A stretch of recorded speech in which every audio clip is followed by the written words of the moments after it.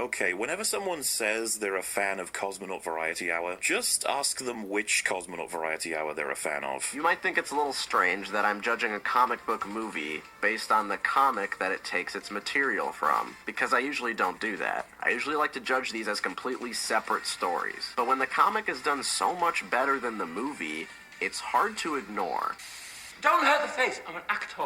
No, my stupid, corny cartoon villain wasn't represented the same way he was in the comics. Yeah, well, get over it, alright? I read a lot of comics, and if I got mad every time something was different, I would have died of a heart attack back when I saw Fantastic Four. Alright, this one is going to be very short and sweet because Mauler, as always, is just refuting himself.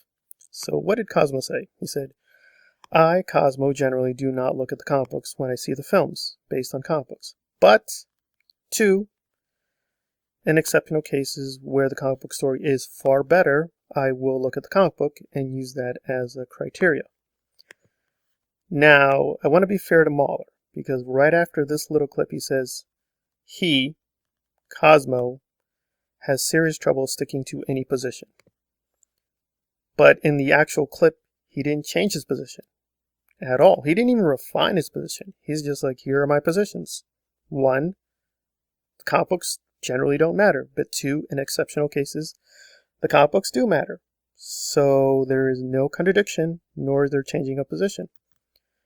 And again, to be fair to Mauler, in other clips, it is true that Cosmo is on much more shaky ground. It does look like he does contradict himself, and perhaps he has a point. But not in the clip that he himself edited. This is Mauler's editing, so I'm trusting Mauler has faithfully represented Cosmo, which, given his record, is probably not true. So this is a very, very biased selection by Mauler, and his own biased selection does not prove what he claims. What he said was perfectly fine.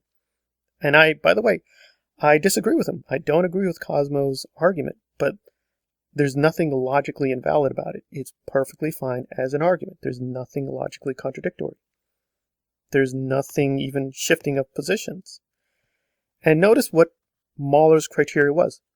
He says, please point to me any content where Cosmo is okay. And the answer is, yeah, the part you just played, the part you yourself just edited, he's perfectly fine. He didn't say anything wrong. He didn't say anything logically contradictory or logically invalid.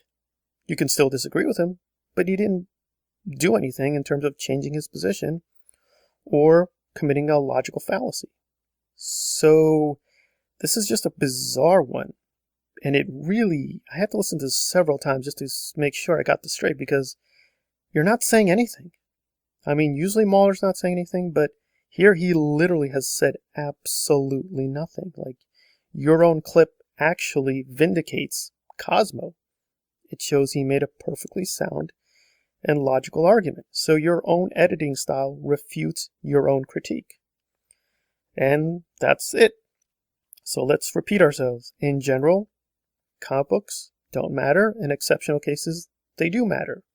Separating general from exceptional cases is perfectly logically valid, and nothing wrong was done. So this has been a very short and sweet refutation of Mauler by himself. Star Wars Analyzed on Mauler's curious editing style. I guess that's the most generous way to put it. Star Wars Analyzed. If you like the content, please hit the like button and/or subscribe. Star Wars Analyzed. Thank you for listening. Please be safe.